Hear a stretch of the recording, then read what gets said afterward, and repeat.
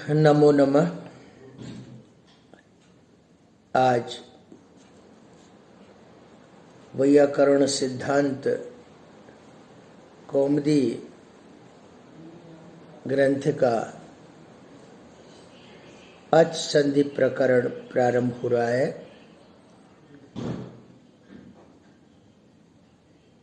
इस प्रकार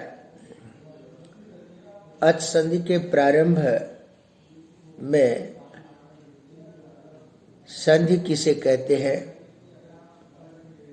संधि की क्या परिभाषा है, इसको जानना आवश्यक होगा।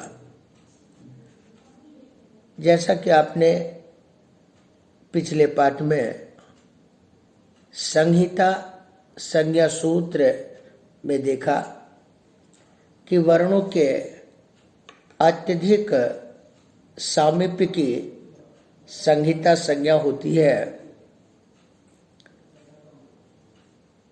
तो संहिता की विवक्षा में ही संधि होती है। अब संधि शब्द का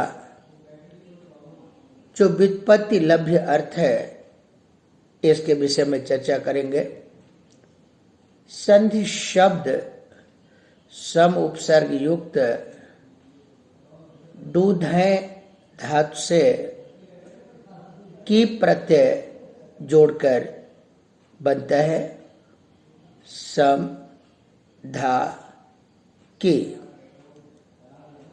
में ककार की संज्ञा होने के कारण ई शेष रहता है और फिर आतो लोप इच से आकारांत धातु जो धा है, इसके आ का लोप होता है।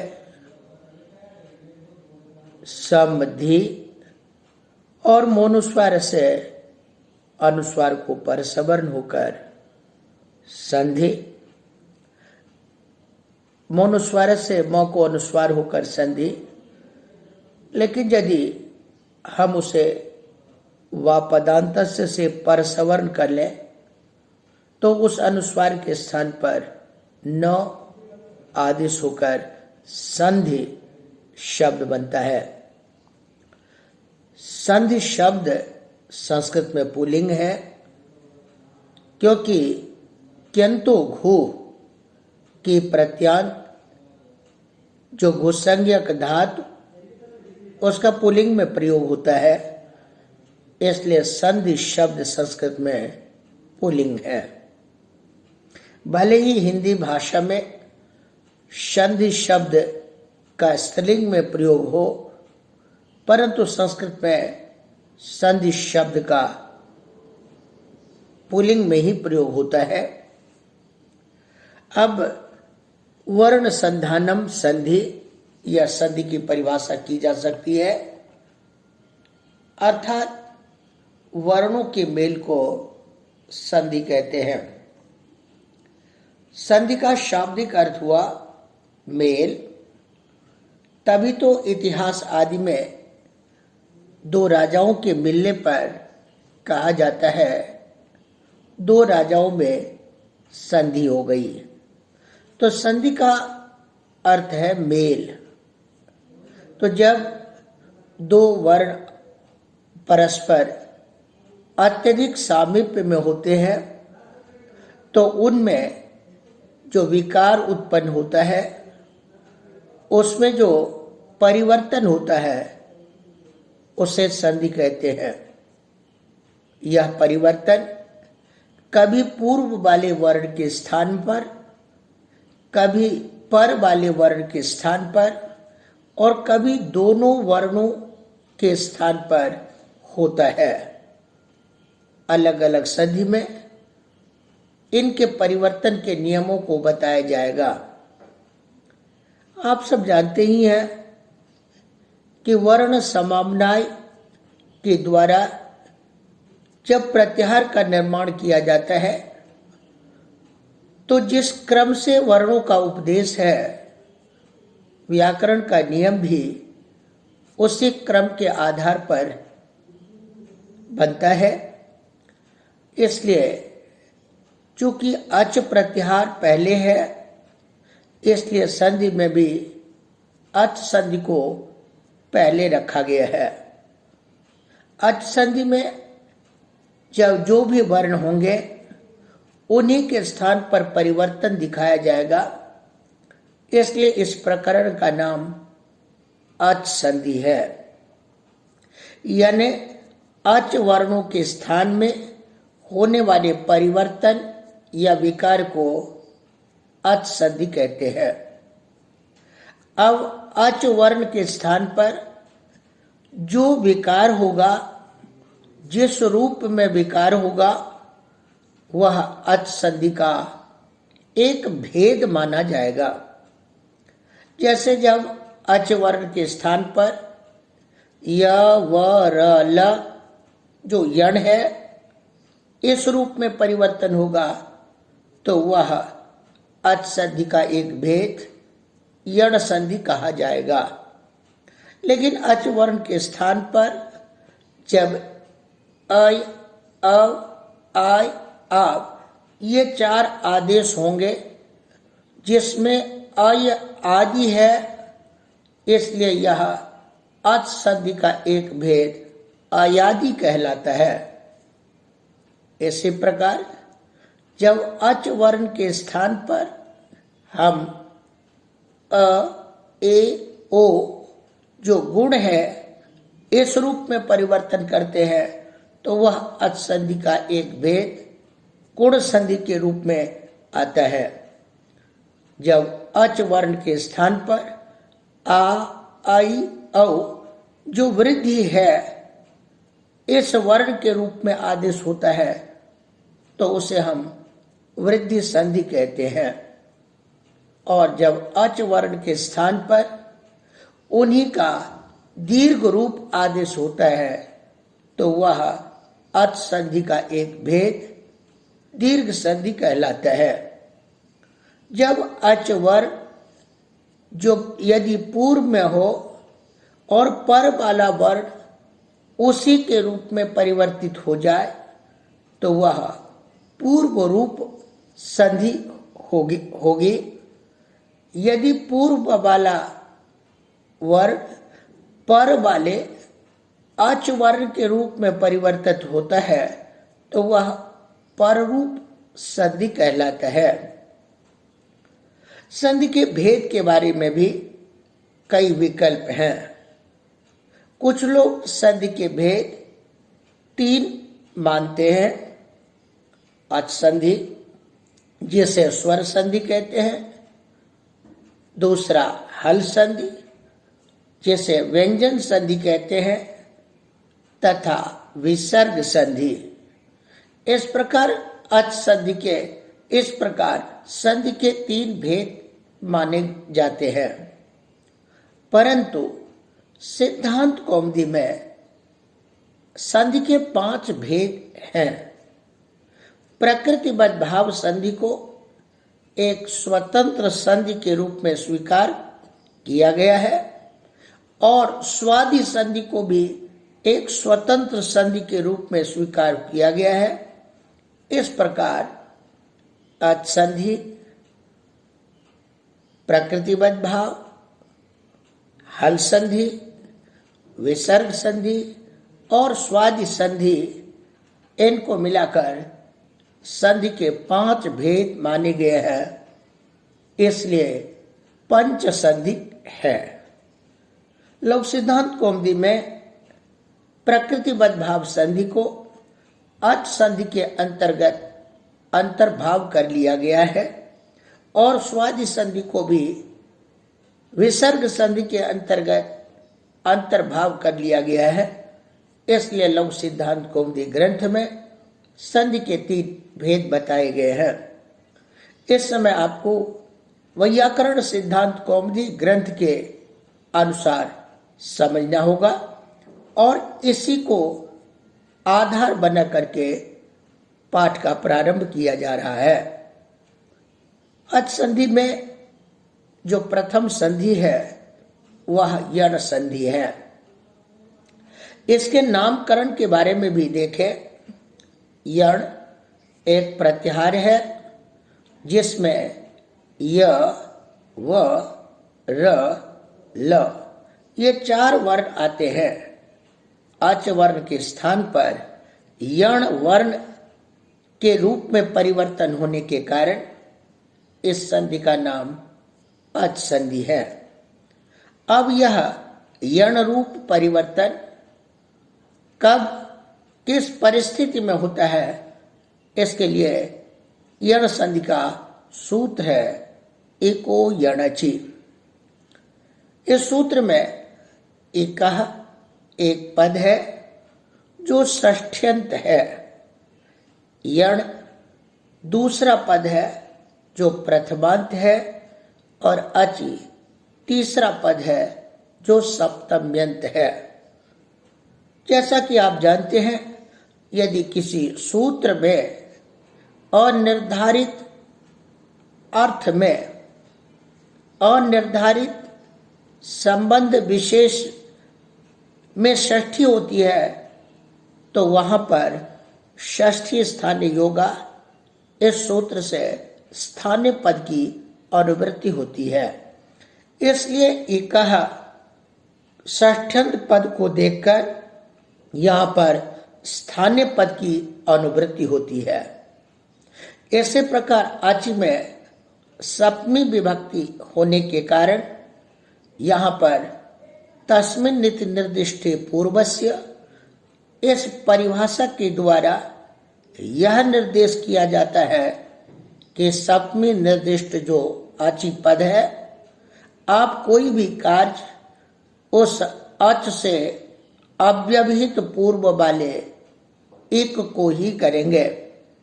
इसलिए यहाँ पर जो विधीयमान यण कार्य है वो अच से अव्यवहित पूर्व वाले एक वर्ण के स्थान पर होगा।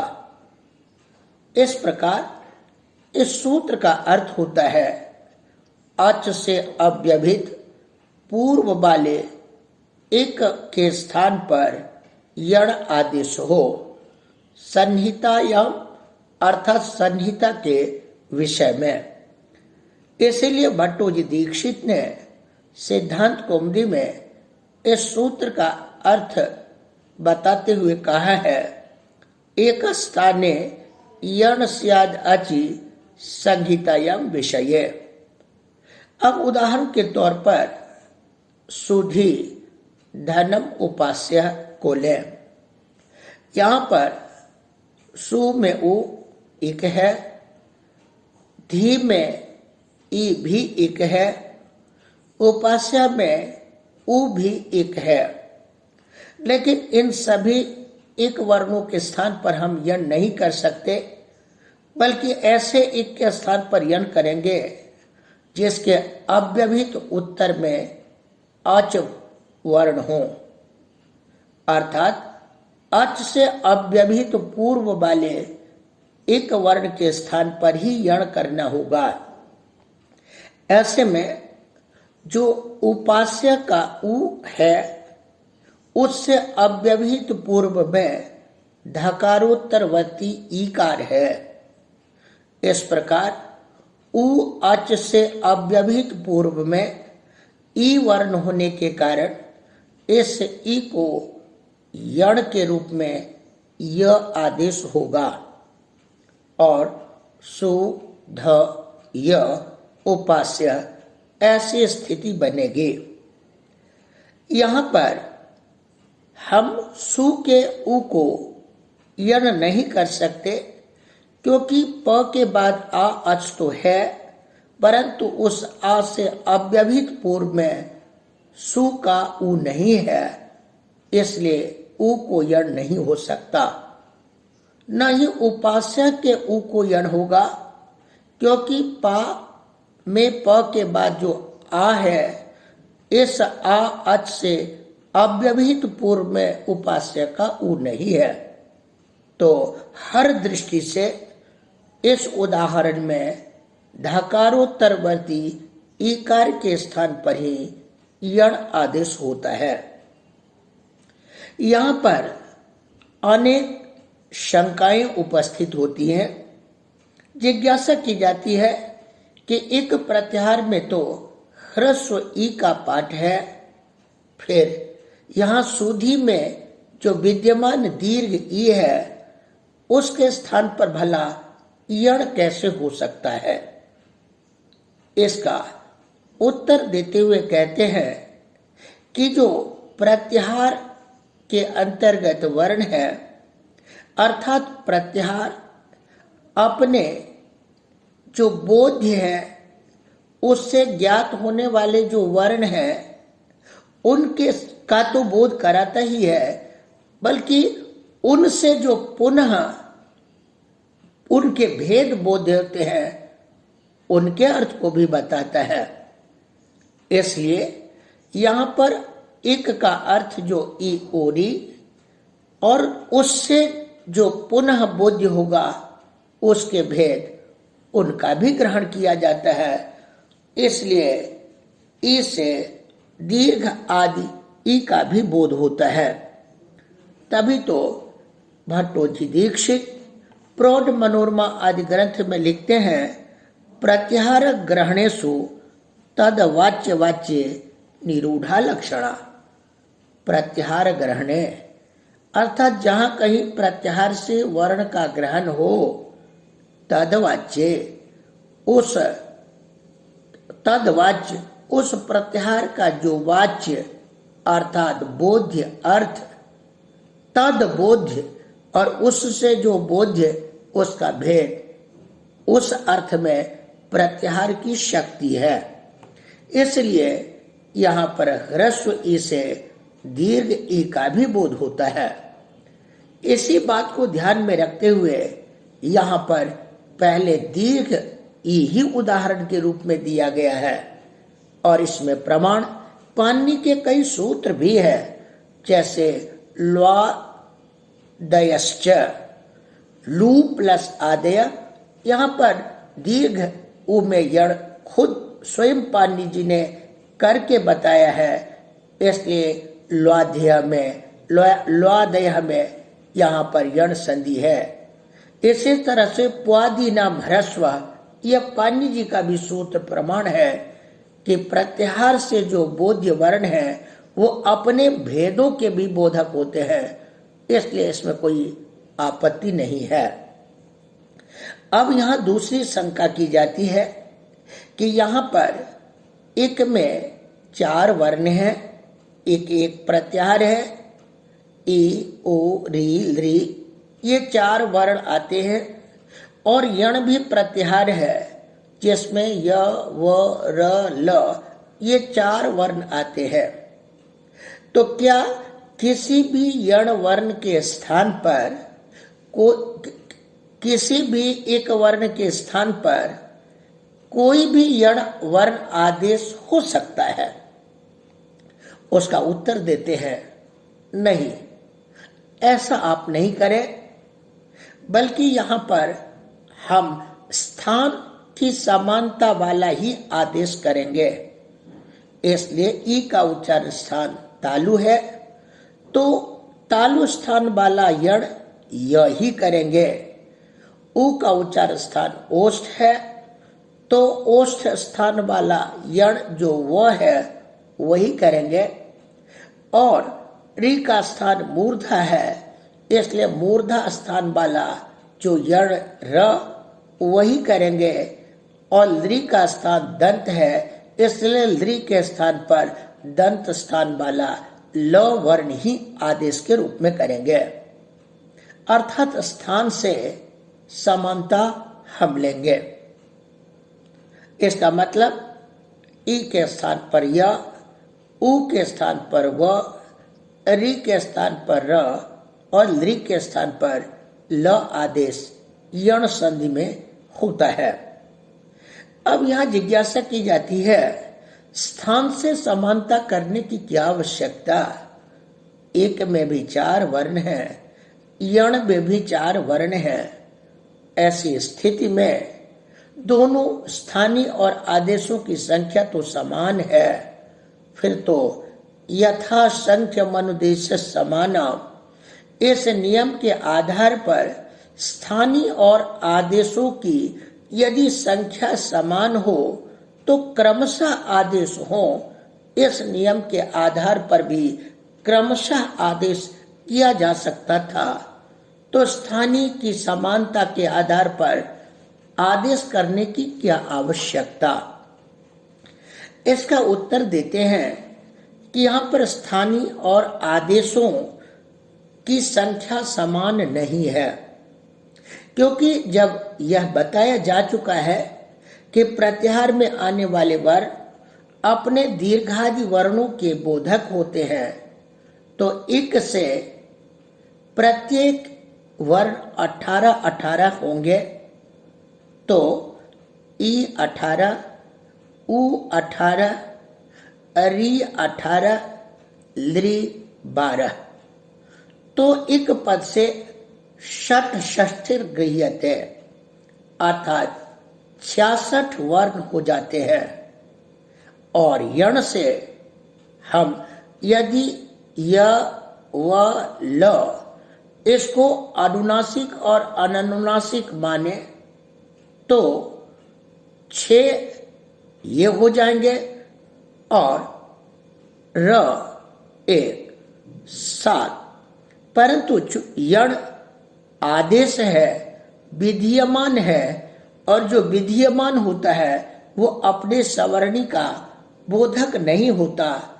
आगे चल करके आप देख सकते हैं कि अणुदित सवर्ण से चा प्रत्यय सूत्र में कहा, जो कोई विधीयमान होता है वो अपने सवर्णी का ग्राहक नहीं होता।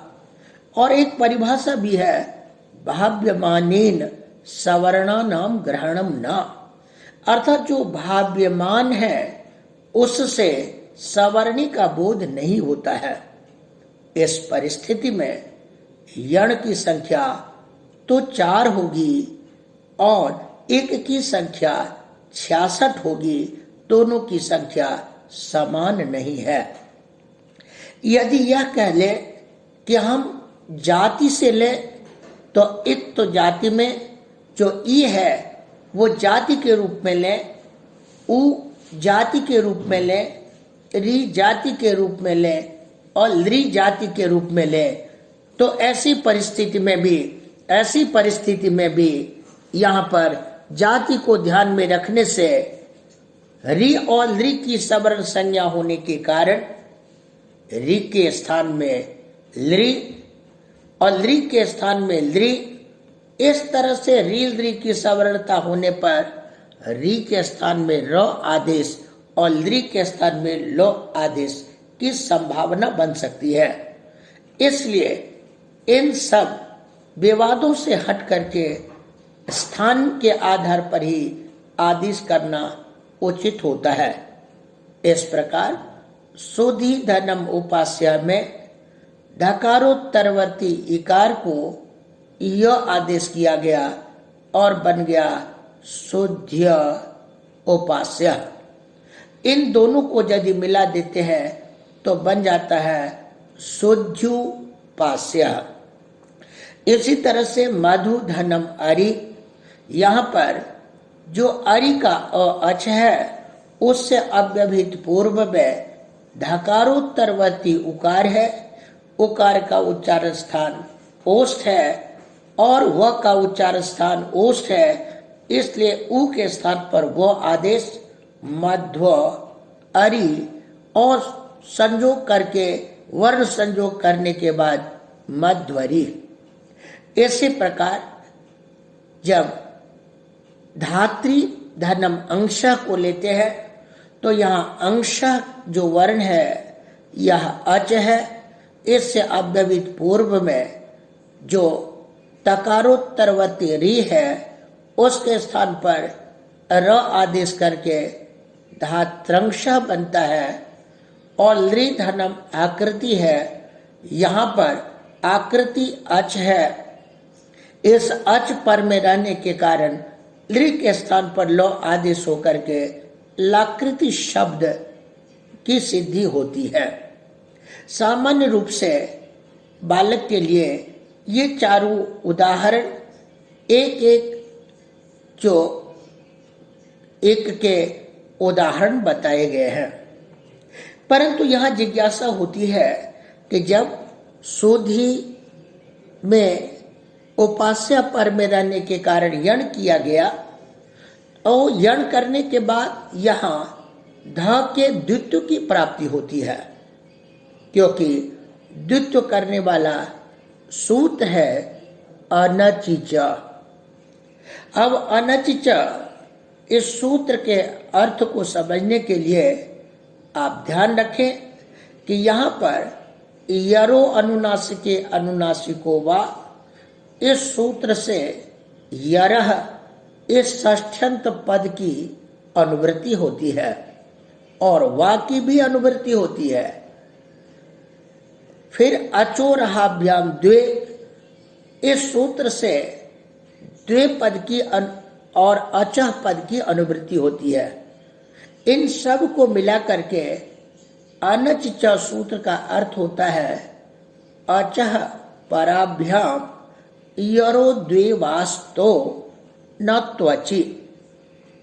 अच से पर जो यर, उस यर का द्वित्व हो, अर्थात वो यर दो हो जाए। अनचिच यदि अच से भिन्न वर्ण पर में हो। अब यहाँ पर यदि ध्यान दें तो यहाँ पर जो सुध्य उपास्य है, यहाँ पर अच है सु का उ, उससे पर में यर है ध और उससे पर में य है, अच नहीं है।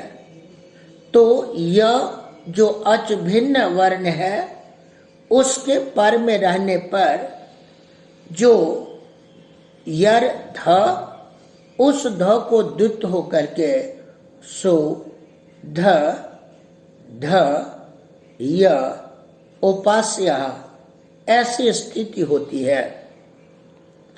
अब यहाँ पर फिर झलम जस झसी एक सूत्र है जिसका अर्थ है झल से पर वाले, झल वर्णों के स्थान पर, क्योंकि झलाम में भी षष्ठी विभक्ति है इसलिए यहाँ पर भी षष्ठी स्थानीय योगा से स्थानीय पद की अनुवृत्ति होगी। और चूंकि झसी में सप्तमी है तो वहाँ झस से अव्यवहित पूर्व वाले जो झल, उसको जस आदेश हो ऐसा अर्थ होता है।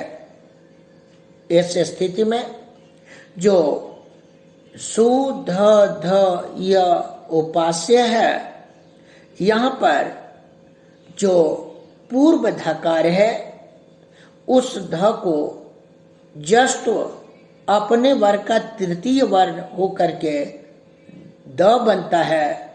सु द ध य उपास्य और शुद्ध्युपास्य शब्द निष्पन्न होता है। अब यहाँ पर जिज्ञासा की जाती है, इसी तरह से आप मधु अरि में भी लें, वहां पर भी ध को द्वित्व होने के बाद फिर पूर्व वाले धकार को द कर देने के बाद मध्वरी ऐसा रूप बनता है। धात्रंश में भी जो त है उसको द्वित्व कर देने के बाद दो त होता है और धात्रंश बनता है। लेकिन लृ आगे आकृति में ल को द्वित्व नहीं होता, क्योंकि यह ल यहाँ पर अच से पर वाला नहीं है, तो इसलिए अच से पर वाला न होने के कारण लाकृति के ल को द्वित्व नहीं होता है। अब यहाँ पुनः जिज्ञासा की जाती है कि आपने जो ध को द्वित्व किया है, यह द्वित्व आपने अनचिच सूत्र से किया है। तो अनचिच में जो न अची अनची, यहाँ पर क्या पर्युदास है या प्रसह्य प्रतिषेध है? यानी ये समझ लें कि नय के दो भेद हैं, एक पर्युदास और एक प्रसह्य प्रतिषेध। जब पर्युदास होता है तो उस नय का संबंध सुबंध के साथ होता है, और जब प्रसह्य प्रतिषेध होता है तो उस नय का संबंध धातु अर्थात क्रिया के साथ होता है। यह अच सुबंत है और उसके साथ संबंध होने के कारण यहाँ पर पर्युदास होना चाहिए, लेकिन कहते यहाँ पर्युदास नहीं, यहाँ पर प्रसह्य प्रतिषेध है। पहले देखते हैं कि पर्युदास मानने पर क्या आपत्ति होती है। यदि हम पर्युदास माने तो जो पर्युदास अर्थ वाला नय है उसका अर्थ होता है तद भिन्न तत्सदृश, क्योंकि एक परिभाषा है नैव युक्त मन्य सदृशाधिकरणे, अर्थात नय से युक्त जो अव्यय वो अन्य और सादृश्य का बोधक हुआ करता है। इसलिए यदि नय पर्युदास लेंगे तो अच भिन्न और अच सदृश यह अर्थ हो जाएगा। तो जब अच भिन्न अच सदृश अर्थ होगा तो इसका मतलब है अच से भिन्न हो पर अच के सदृश कोई वर्ण हो, तो वो वर्ण तो हल होगा। तो अर्थ होगा अच से पर वाले ईयर को द्वितीय हो हल पर में रहने पर। यही अर्थ यदि अभिष्ट था तो अनच च के बदले हम हली का प्रयोग कर देते तो हल पर में रहने पर द्वित हो। ऐसा नहीं कहा गया है, इसलिए यह ज्ञात होता है जो कि लाघव था और लाघव मूलक यहाँ पर हली न कह के जो अनच कहा गया है, इससे ज्ञात होता है कि यहाँ पर प्रसह्य प्रतिषेध है। यद्यपि प्रसह्य प्रतिषेध में असमर्थ समास की कल्पना करनी होती है, वाक्य भेद होता है, फिर भी यहाँ पर पर्युदास के बदले प्रसह्य प्रतिषेध किया गया है। इसलिए सिद्धांत कौमुदी के मूल में लिखते हैं अचः परस्य योरो द्वेवास्तो न तु अची, यानी दो वाक्य किया गया है। इससे पता चलता है कि यहाँ पर जो है वो प्रसह्य प्रतिषेध रूप नए अर्थ लिया गया है। अब यहाँ पर जिज्ञासा की जाती है कि भला यहाँ पर अनच से द्वित्व की प्राप्ति नहीं है, क्योंकि जिस य को पर में निमित्त मानकर आपने ध को द्वित्व किया है, यहाँ स्थानीवत भाव होने के कारण जो य आदेश है उसमें अपने स्थानीय जो ई है उसका धर्म आ जाएगा। तो य में ई बुद्धि हो जाने के कारण यहाँ य को अच मान करके अच पर में होने के कारण अनच च से द्वित्व नहीं हो सकता है। इसलिए किस सूत्र से यहाँ स्थानीयबद्ध भाव होता है, इस सूत्र की चर्चा आवश्यक है। सूत्र है स्थानीयवदादेशो अनल विधौ, स्थानीयवत आदेशो अनल विधौ, यह पदच्छेद है सूत्र का। इसलिए अर्थ इस तरह से किया जाता है आदेश स्थानीयवत स्यात् न तो स्थान्यलाश्रय विधौ, आदेश स्थानीयवत हो, स्थानीय की तरह हो, स्थानीय की तरह समझे जाए, लेकिन यह तभी स्थानीय की तरह आदेश समझा जाएगा जो स्थानीय वाला अल या स्थानीय का अवयव भूत अल उसको आश्रय मान करके कोई विधि अपेक्षित ना हो। तो अब यहाँ पर स्थानीय क्या है और आदेश क्या है, यह समझना आवश्यक होगा। तो कहते हैं कि यस्य स्थाने अन्यद विधीयते तत्स्थानी, जिसके स्थान पर दूसरा वर विधान किया जाता है, जिसके स्थान पर दूसरे वर्ण का विधान किया जाता है, वह स्थानी कहलाता है। ई के स्थान पर य का विधान किया गया है, इसलिए ई यहाँ पर स्थानी है। और ये न विधीय माने न अन्यत प्रसक्तम निवर्तते स आदेशः, और जिसके विधान करने पर दूसरा वर्ण हट जाता है वह आदेश कहलाता है।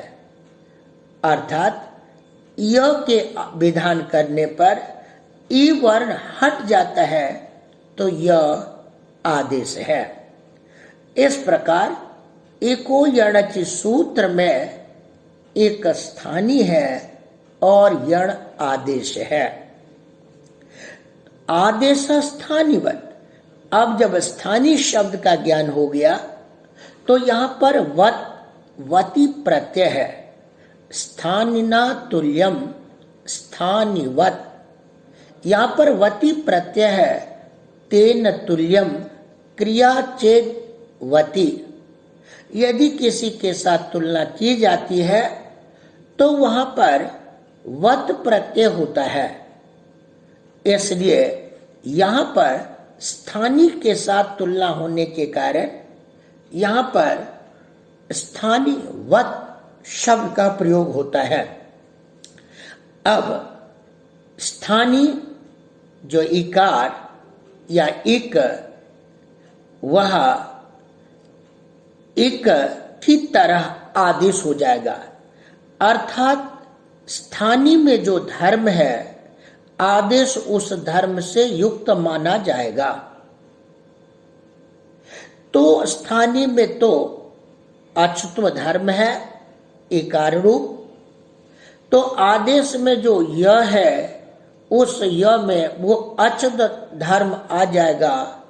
तो ऐसी स्थिति में आदेश स्थानीय की तरह हो जाएगा, य ई की तरह हो जाएगा, तो अच पर में तो नहीं होगा। और स्पष्ट करते हुए कहते हैं स्थानीय यदि एक अल वाला हो, यानी यदि उस स्थानीय संबंधी अल को आश्रय मान करके कोई विधि करना हो, तो उत्तर देते हैं यहां पर जो स्थानीय है ए, उस ई को हम अच्युत मानकर उससे पूर्व वाले को द्वित्व का निषेध करना चाहते हैं, तो यहां पर अल होना चाहिए। तो स्थानीय संबंधी अल, तो स्थानीय संबंधी अल को मान करके होने वाला जो आदेश, तो उस आदेश में स्थानीय का धर्म आ जाएगा। तो यहां पर यदि अल आश्रय हो तो स्थानीय संबंधी अल आश्रय हो तो स्थानीय बदभाव नहीं होता, इसलिए कहा अनल विधो। अल विधि से भिन्न यदि कार्य करना हो, अर्थात जो स्थानीय संबंधी अल भिन्न, स्थानीय संबंधी अल भिन्न कार्य यदि करना हो तो स्थानीय बदभाव होगा। लेकिन स्थानीय संबंधी अल आश्रय विधि कार्य करना हो तो स्थानीय बदभाव नहीं होगा। तो यहां पर स्थानीय संबंधी जो ई, जो अल है, उसको आश्रय मान करके आप द्वितीय काम करना चाहते हैं, तो यहां तो स्थानीय बदभाव नहीं होगा। इसके स्थानीय बदभाव न होने के कारण यहां पर य में इकार बुद्धि नहीं होगी और फिर द्वित्व होने में कोई आपत्ति नहीं है। यहां पर अल का संबंध स्थानीय से हो, या तो स्थानीय संबंधी अल हो या स्थानीय का अवयव भूत अल हो, दोनों चलेगा। तो इको यणच में आपने देखा कि यहां तो स्थानीय अ है, स्थानीय संबंधी अल ई है, उसको आश्रय मान करके काम होना है, तो उसमें तो स्थानीय बदभाव का निषेध हो जाता है, इसलिए यहां पर स्थानीय बदभाव नहीं हो सका। अब इस तरह से यहां पर द्वित्व में कोई बाधा नहीं है। अब जिज्ञासा होती है कि आपने अल का स्थानीय के साथ संबंध किया, यदि अल का आप स्थानीय के साथ संबंध न करते तो क्या आपत्ति? उसका उत्तर देते हैं, जो रामाय शब्द की जब सिद्धि आगे करेंगे तो राम शब्द से चतुर्थी के एक वचन में ङे विभक्ति आती है और ङे के स्थान पर य आदेश होता है। तो यहां पर जो आदेश है य, उस य में जो य है वो अल है और उस अल ययादित्व को निमित्त मान करके सुपिच से राम के अ को दीर्घ होता है। लेकिन जो स्थानीय है उसमें स्थानीय ङे है, स्थानीय ङे है और जो ङे है उसमें अल नहीं बल्कि अनल है, एकाधिक अल है। तो स्थानीय में एकाधिक अल है तो अनल है, उसको स्थानीयबद्ध भाव मान करके, यानी उसमें अल में जो रहने वाला सुप्त धर्म है उसको य में लाने में कोई आपत्ति नहीं है। आदेश में यदि अल आदेश के अल संबंधी होने पर भी स्थानीय अल संबंधी वाला नहीं है, इसलिए स्थानीयबद्ध भाव होने में कोई आपत्ति नहीं है, इसलिए रामाय में तो दीर्घ होता है।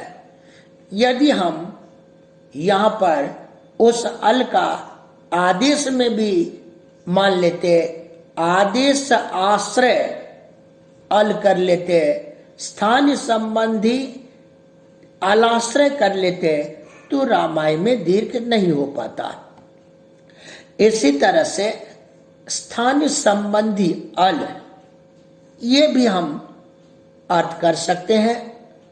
तो यहां पर उदाहरण के तौर पर प्रदिव्य बनाएंगे।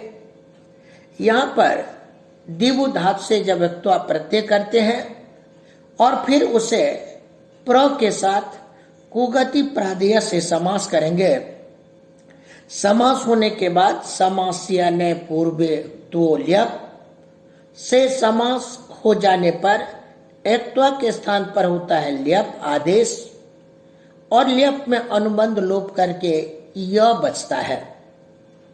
यहां पर स्थानीयबद्ध भाव होने से य में बलादित्व आ जाता और बलादित्व होने के कारण आर्ध धातु का सेठ बलादि से इट आगम हो सकता था, फिर प्रदिव्य नहीं बन पाता, क्योंकि प्रदिव्य में हम जो हली च से दीर्घ करते हैं वो हल पर में रहने के कारण दीर्घ कर पाते हैं। यहाँ पर तो ऐसे स्थिति में हम यहाँ प्रदिव्य में दीर्घ नहीं कर सकते। तो उसका उत्तर देते हैं कि यहाँ पर स्थानीय जो त्वा है उसका जो अवयव त है, तो स्थानीय अवयव त है वो बलादि धर्म है, उसमें तदाश्रित बलादित्व, उसको मान करके होने वाला जो इट वह आदेश में नहीं आता है, क्योंकि स्थानीय संबंधी नहीं, यानी संबंधी स्थानीय अवयव हमने ले लिया है। तो स्थानीय जो त्वा उसका जो अवयव त वो अल है और उसको आश्रय मान करके बलादित्व य मिला करके जो आप इट करेंगे वो नहीं होगा, क्योंकि यहाँ पर स्थानीय अल है। इसलिए जहां अनल हो वहीं पर स्थानीबद्ध भाव होता है। इसलिए यहाँ पर शुद्ध उपास्य में जो य में आप स्थानित्व धर्म ई लाना चाहते थे वो नहीं आ सकता है। फिर यहाँ जिज्ञासा की जाती है कि एक दूसरा सूत्र है, वह सूत्र कहता है कि आप अल विधि में भी स्थानीयबद्ध भाव कर सकते हैं, और उसके लिए सूत्र है अचह परस्मिन पूर्व विधौ। सिद्धांत कुंज में खुद लिखते हैं, जो अल विध्यर्थमिदम, यह अल को आश्रय मान करके होने वाली जो विधि उसमें स्थानीयवत धर्म लाता है। अब सूत्र का अर्थ भट्टोजी दीक्षित लिखते हैं, पर निमित्तो जादेशः स्थानीयवत् स्यात् स्थानीभूतादचः पूर्वत्वेन दृष्टस्य विधौ कर्तव्ये। स्थानीय पर निमित्तो अजादेशः, शुद्धि उपास्य में भी देखते हैं, पर हुआ उपास्य का उ, उसको निमित्त मान करके होने वाला जो अच के स्थान में आदेश, यण रूप आदेश, यकार रूप आदेश सस्थानीबद्ध, वह स्थानीय जो ई में रहने वाला अच तो धर्म, उस धर्म से युक्त हो जाए तो यह में ई बुद्धि आ जाएगी, इत्तो बुद्धि आ जाएगी। कब? स्थानीय भूता दचः पूर्वस्य दृष्टत्वेन विधौ कर्तव्य। यदि उस स्थानीय भूत से पूर्व में कोई विधि अपेक्षित हो तो स्थानीय भूत जो इकार, उससे पूर्व में जो ध, उसको द्वितीय विधि अपेक्षित है। अब इस नियम के आधार पर तो स्थानीयबद्ध भाव हो सकता है, फिर तो अनच च से द्वित्व नहीं हो सकता है। तब उसके लिए फिर उन्होंने कहा कि कुछ ऐसे स्थल हैं जहां पर स्थानीयबद्ध भाव नहीं होता है, उन स्थलों को ध्यान रखें। और उसके लिए सूत्र है नौ पदांत दुर्वचन वरे यलोप स्वर सवर्णानुस्वार दीर्घ जस चर विधिषु। अर्थात इन विधियों में स्थानीयबद्ध भाव नहीं होता है। पहला पदांत, दूसरा दुर्वचन। यहां दुर्वचन का अर्थ है द्वित्व। वरे, व को पर में निमित्त के रूप में मान करके होने वाला यदि कार्य हो तो यलोप, या य का लोप करना हो तो, स्वर विधि करना हो तो, अनुस्वार विधि करनी हो तो, जस विधि करनी हो तो, और चर विधि करनी हो तो न स्थानीयबद्ध भाव नहीं होता है। अब इन विधियों में यहाँ पर द्वित्व विधि है, तो द्वित्व विधि यदि हो तो वहां पर स्थानीय संबंधी अल को आश्रय मान करके होने वाला जो कार्य है वह स्थानीयबद्ध भाव से नहीं कर सकते। यानी स्थानीयबद्ध भाव के माध्यम से आप आदेश में स्थानीय धर्म का अतिदेश करके कार्य नहीं कर सकते। इसलिए यहाँ पर द्वित्व होने में कोई आपत्ति नहीं है और द्वित्व करके रूप बनता है। अब यहाँ फिर जिज्ञासा होती है कि जब आपने द्वित्व किया तो एक वार्तिक है यणो मयो द्विवाच्यः, और वो कहता है कि यहाँ पर जो यणो मयो है, यहाँ पर दो तरह की व्याख्या की जाती है। एक व्याख्या तो मय में पंचमी है और यण में षष्ठी है। दूसरी व्याख्या मय में षष्ठी और यण में पंचमी। पहले हम मय में पंचमी और यण में षष्ठी ऐसा मानकर अर्थ करेंगे। फिर तो अर्थ होगा मय से पर जो यण उसे द्वित्व हो। तो सु द ध य उपास्य, इस स्थिति में जो मय है वो ध है, उससे पर में यण य है, उसे द्वित्व हो जाएगा।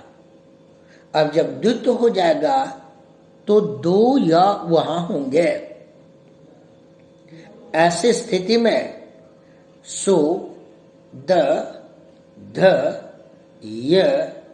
य उपास्य और मिला देंगे तो बन जाएगा सुध्युपास्य। लेकिन किसी ने कहा य का आप द्वित्व भी कर लेंगे तो मैं एक य का लोप कर दूंगा, और उसके लिए सूत्र है संयोगान्तस्य लोपः।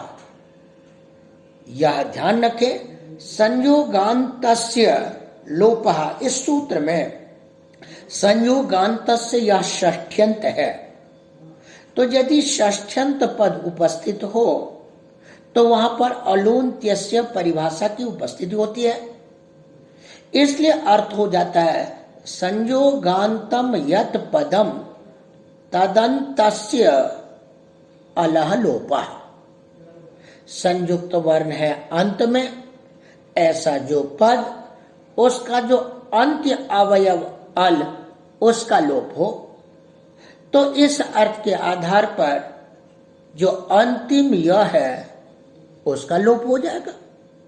जब उसका लोप हो जाएगा फिर तो एक य ही बचेगा। उसका उत्तर देते हैं नहीं, यहां पर एक वार्तिक है और वो वार्तिक कहता है यण प्रतिषेधो वाच्य, अर्थात संयुक्त वर्ण के अंत में यदि यण वर्ण हो तो उसका लोप नहीं होता है। तो य व र ल यदि अंत में हो तो इस अंत्य अवयव य व र ल का लोप नहीं होता है। इसलिए इस वार्तिक के द्वारा य के लोप का निश्चित हो जाएगा। इसलिए दो य वाले रूप यहां भी मिलेंगे, मध्वरी में भी दो वहां पर व वाले रूप मिलेंगे। तो उसका उत्तर देते हैं कि यण प्रतिषेधो वाच्य, इस वार्तिक का तो प्रत्याख्यान कर दिया है भाष्यकार। तो कहते भाष्यकार ने जो प्रत्याख्यान किया है वह उन्होंने कहा कि संयोगान्तस्य लोपः, इस सूत्र में हम झलो झली सवर्णे से सूत्र झली की अनुवृत्ति कर लेंगे और सूत्र करेंगे संयोगान्तस्य झलो लोपः। तो संयोगांत झल का लोप हो तो य व र ल, ये तो झल बल है ही नहीं, फिर तो लोप की ही प्राप्ति नहीं होगी। इसलिए यदि वार्तिक का प्रत्याख्यान पक्ष लेंगे तो संयोगान्तस्य झलो लोपः यह सूत्र मानना होगा और इससे प्राप्ति ही नहीं है। तो दोनों ही स्थिति में दो ध वाले दो य वाले जो एक रूप होंगे, और जब हम ध का द्वित्व न करें, सिर्फ य का द्वित्व करें तो एक ध यानी और दो य वाले रूप। यदि हम ध का द्वित्व तो कर लें, य का द्वित्व न करें तो दो ध एक य वाला रूप। और यदि न ध को द्वित्व करें न य को द्वित्व करें को तो एक ध एक य वाला रूप। इस तरह से यहाँ पर चार रूप शुद्ध्युपास्य के बनेंगे और चार रूप मध्वरी के भी बनेंगे। यहाँ पर जिज्ञासा की जाती है कि जो मध्वरी है यहाँ पर यणो मयो द्वे वाच्यः यदि करें और मय को ही षष्ठी कर लें, यण को पंचमी करें, तो वार्तिक का अर्थ होगा यण से पर जो मैं उसको द्वित्व हो। पहले तो था कि मैं से पर यण को द्वित्व हो तो वह को द्वित्व करते थे। अब ऐसी स्थिति में यदि यह अर्थ कर लिया जाए कि मैं से पर द्वित्व हो तो तबलकार में यहां पर द्वित्व यण को ल को हो सकता है। ऐसी स्थिति में तबलकार के भी 4 रूप हो जाते हैं। इसलिए वहां पर कहते हैं कि यहां पर द्वित्वम या तो लस्यैव, द्वित्वम कस्यैव, यहां तो द्वित्व लो का ही होगा या द्वित्व क का ही होगा या द्वित्व दोनों का होगा या फिर द्वित्व दोनों में से किसी का भी नहीं होगा। तो इस प्रकार से वहां पर 4 रूप बन सकते हैं। इसकी चर्चा तबलकार जब करेंगे गुण संधि में वहां इसकी चर्चा की जाएगी। यहां तो फिलहाल हम यणो मयो द्विवाचा में मय को पंचमी और यण को षष्ठी मान करके करेंगे। तो इस तरह से जो यण संधि का सूत्र था इको यणच, इसमें आने वाले जो अन्य सूत्र थे उनकी भी चर्चा की गई है। अब अगले पाठ में हम द्वित्व के अन्य सूत्रों की चर्चा करेंगे। यद्यपि जो स्थानीय वदादेश नल विधौ है, जो अच परस्मिन पूर्व विधौ है और जो 9 पदार्थ दुर्वचन वरे सूत्र है, यह त्रिसूत्री बहुत आवश्यक है। मेरा मानना है कि हम इन तीनों सूत्रों पर एक स्वतंत्र रूप से अलग अलग एक पाठ रखेंगे। एक स्थानीय वदादेश नल विधौ पर, एक अच परस्मिन पूर्व विधौ पर और एक 9 पदार्थ दुर्वचन वरे यलोप स्वर सवर्णानुस्वार दीर्घ जस्चर विधिषु, और इसके अंतर्गत आने वाले अनेक उदाहरणों के द्वारा इनकी संगति करेंगे। इसलिए यण संधि से संबंधित जो आवश्यक सूत्र थे उन सब की चर्चा हो गई है। आज के पाठ को यही विश्राम किया जाता है और फिर हम अगले पाठ में अगले सूत्र के साथ आएंगे। नमस्कार।